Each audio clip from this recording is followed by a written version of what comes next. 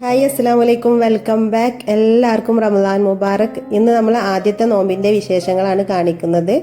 പിന്നെ thank you all. നമ്മൾ വലിയൊരു ഗ്യാപ്പിന് ശേഷമാണ് വീഡിയോ ചെയ്യണതെങ്കിലും നിങ്ങളെല്ലാവരും തന്ന സപ്പോർട്ടിന് ഒരുപാട് സന്തോഷമുണ്ട്.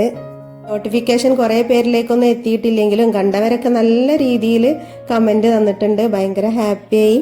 അപ്പോൾ വീഡിയോ മുഴുവനായിട്ട് കണ്ടുവെക്കുക. ഇഷ്ടമായ ലൈക്ക് ചെയ്യുക, കമൻറ്റ് ചെയ്യാനും മറക്കരുത്. ഇന്ന് നമുക്ക് നൈസ് പത്തിരിയാണ്. അത് ഞാൻ രാവിലെ തന്നെ പരത്തി 2 പാത്രത്തിലാക്കിയിട്ട് ക്ലിംഗ് റാപ്പ് ചെയ്ത് വെച്ചിട്ടുണ്ട്.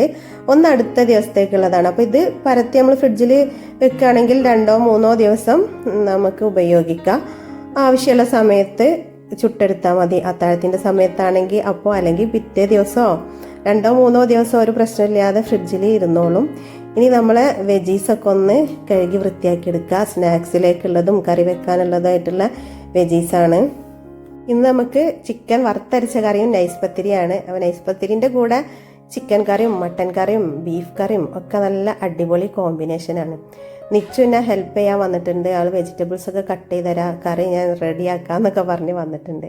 അങ്ങനെ അവൾ വെജിറ്റബിൾസ് ഒക്കെ കട്ട് ചെയ്ത് തരികയാണ്. ഞാനൊരു 1.5 സവാള എടുത്തിട്ടുണ്ട്. ഒരു മീഡിയം സൈസിൽ 1.5 സവാള എടുത്തിട്ടുണ്ട്.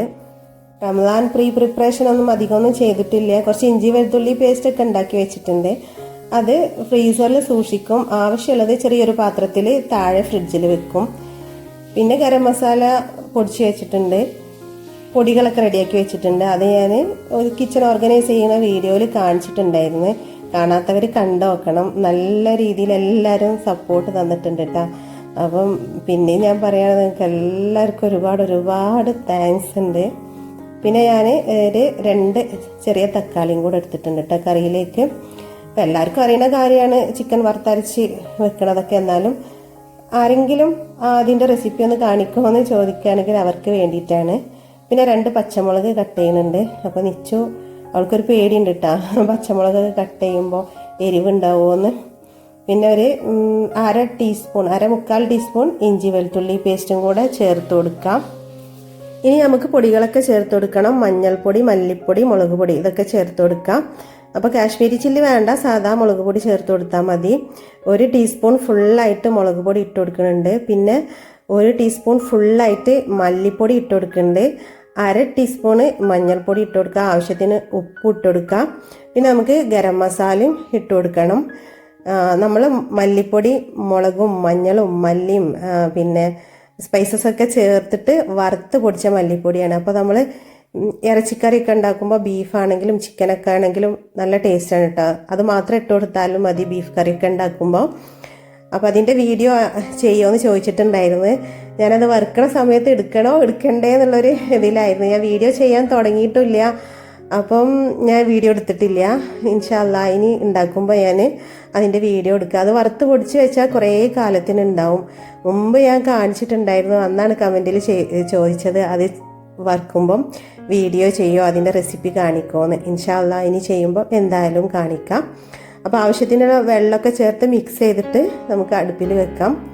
ഇനി ഞാൻ തേങ്ങ വറുക്കുന്നുണ്ട്. ഇതിലേക്ക് നമുക്ക് തേങ്ങ വറുത്തരച്ചിട്ടുള്ള ചിക്കൻ കറിയാണല്ലോ ഉണ്ടാക്കുന്നത്. അപ്പോൾ ആവശ്യത്തിനുള്ള തേങ്ങ എടുക്കുക. അതിലേക്ക് മഞ്ഞൾപ്പൊടി ഒരു 1/2 ടീസ്പൂണോളം മഞ്ഞൾപ്പൊടി ഇട്ട് കൊടുക്കുന്നുണ്ട്. പിന്നെ പെരിഞ്ജീരകം ഒരു 1/2 ടീസ്പൂൺ ഇട്ട് കൊടുക്കുന്നുണ്ട്. പിന്നെ വേണ്ടത് നമുക്ക് ചെറിയ ഉള്ളിയാണ്. ചെറിയ ഉള്ളി ഒരു 5-6 ചെറിയ ഉള്ളി എടുത്തിട്ട് അരിഞ്ഞ് ഇട്ട് കൊടുക്കാം. മുഴുവനായി ഇട്ട് കൊടുത്താലും കുഴപ്പമൊന്നുമില്ല. പിന്നെ കറിവേപ്പിലയും കൂടെ ചേർത്ത് കൊടുക്കാം. തേങ്ങ വറുത്തരിച്ച ചിക്കൻ കറി ആണെങ്കിലും പലരും പല സ്റ്റൈലിലാവും ഉണ്ടാക്കുക.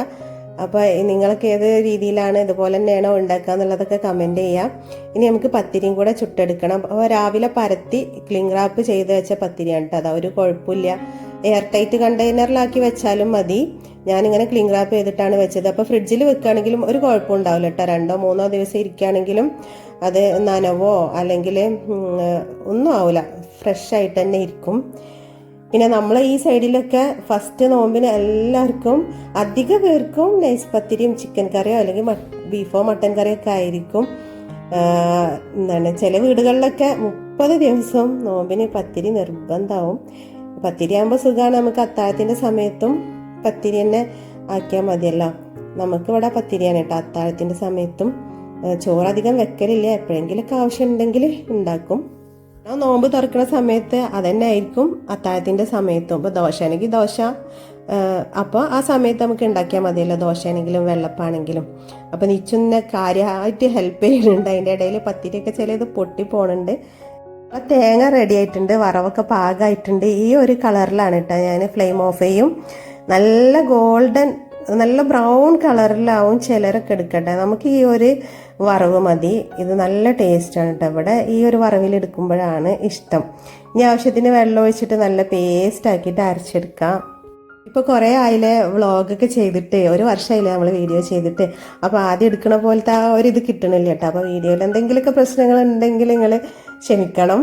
അപ്പോൾ നമ്മൾ തേങ്ങ നന്നായി പേസ്റ്റാക്കി അരച്ചെടുത്തിട്ടുണ്ട്. ചിക്കൻ ഇവിടെ നല്ല വെന്ത് റെഡിയായി വന്നിട്ടുണ്ട്. ഇനി തേങ്ങ അരപ്പ് നമുക്ക് അതിലേക്ക് ഒഴിച്ചു കൊടുക്കുക. ഒഴിച്ചിട്ട് നല്ലോണം തിളച്ച് വരണം. ഒരു സ്റ്റൗവിൽ ഞാൻ എഗ്ഗ് ബോയിൽ ചെയ്യാൻ വെച്ചിട്ടുണ്ട്, നമ്മൾ സ്നാക്സ് ഉണ്ടാക്കാൻ വേണ്ടിയിട്ടുള്ള.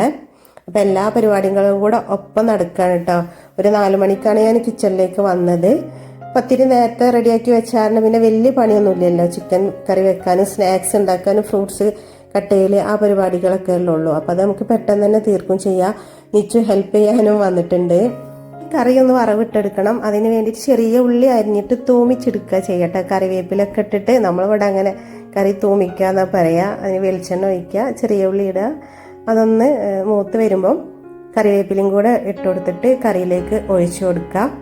ഒരുപാടായിട്ടൊന്നും നമ്മൾ നോമ്പിന് ഉണ്ടാക്കലില്ല. സിമ്പിളായിട്ട് ഇതുപോലെ തന്നെയാണ് എല്ലാ നോമ്പിനും എല്ലാ ദിവസവും ഉണ്ടാക്കുക. ഉണ്ടാക്കണത് നല്ല ഭംഗിയായിട്ട് സെർവ് ചെയ്യാം, അത്രേ ഉള്ളൂ. പിന്നെ പലതും നമ്മൾ പല വീഡിയോകളിലും കാണും. എല്ലാ വീട്ടിലും എല്ലാ ദിവസവും അതുപോലെ ഒന്നും ആവില്ല. വീഡിയോക്ക് വേണ്ടിയിട്ടൊക്കെ കുറച്ച് ഐറ്റംസ് കൂടുതൽ ഉണ്ടാക്കുന്നുണ്ടാവും. പിന്നെ ചിലർ എല്ലാ ഐറ്റംസ് ഉണ്ടാക്കുന്നവരും ഒക്കെ ഉണ്ടാവും കേട്ടോ.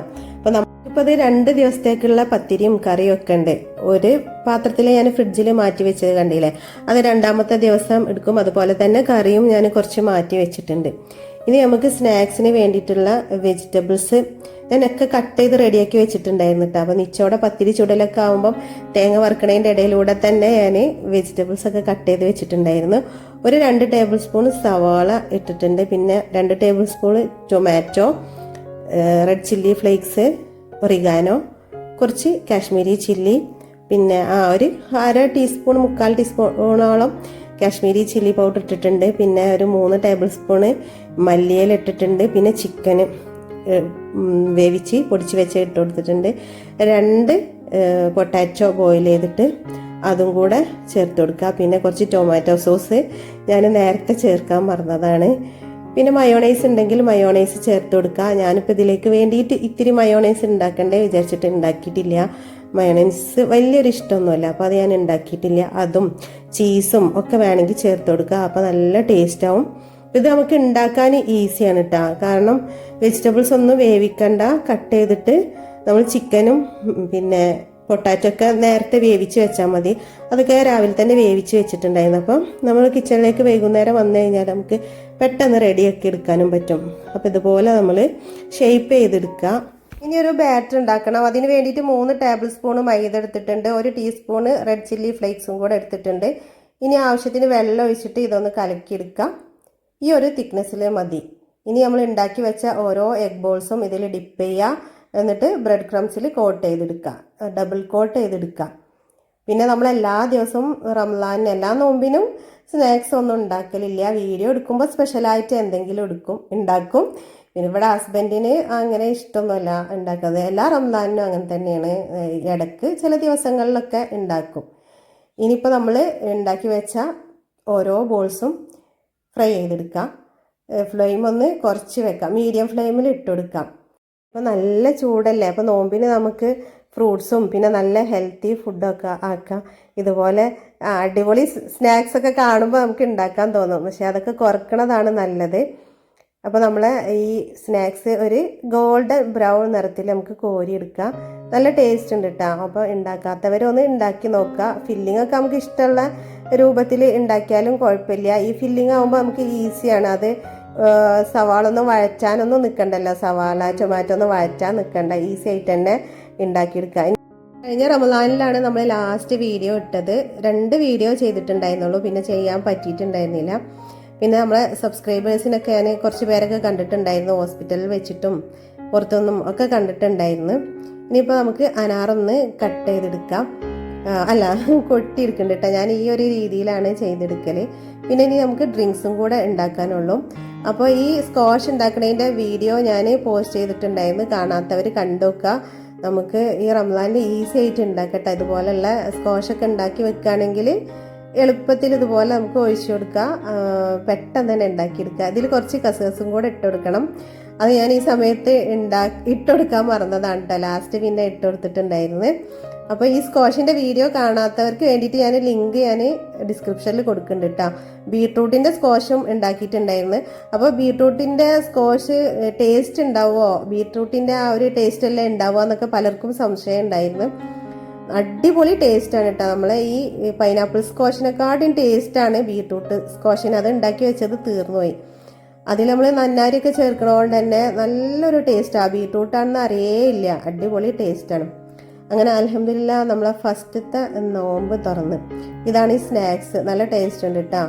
അപ്പോൾ അത് ഉണ്ടാക്കാത്തവരുണ്ടാക്കുക. പിന്നെ നമ്മൾ തറാവിയ നിസ്കാരമൊക്കെ കഴിഞ്ഞതിന് ശേഷമാണ് ഫുഡ് കഴിക്കൽ. പിന്നെ ക്ലീനിങ്ങും പരിപാടികളൊക്കെയാണ്. അപ്പോൾ ഇന്നത്തെ വീഡിയോ ഇത്രയൊക്കെ ഉള്ളൂ. വീഡിയോ ഇഷ്ടമായിട്ടുണ്ടെങ്കിൽ ലൈക്ക് ചെയ്യാനും കമൻറ്റ് ചെയ്യാനും മറക്കരുത്. പുതിയ വ്യൂവേഴ്സൊക്കെ ഉണ്ടെങ്കിൽ ഒന്ന് സബ്സ്ക്രൈബ് ചെയ്ത് സപ്പോർട്ട് ചെയ്യാനും കൂടെ മറക്കരുത്. അപ്പോൾ അടുത്ത നല്ലൊരു വീഡിയോ ആയിട്ട് കാണുന്നവരേക്കും താങ്ക് യു.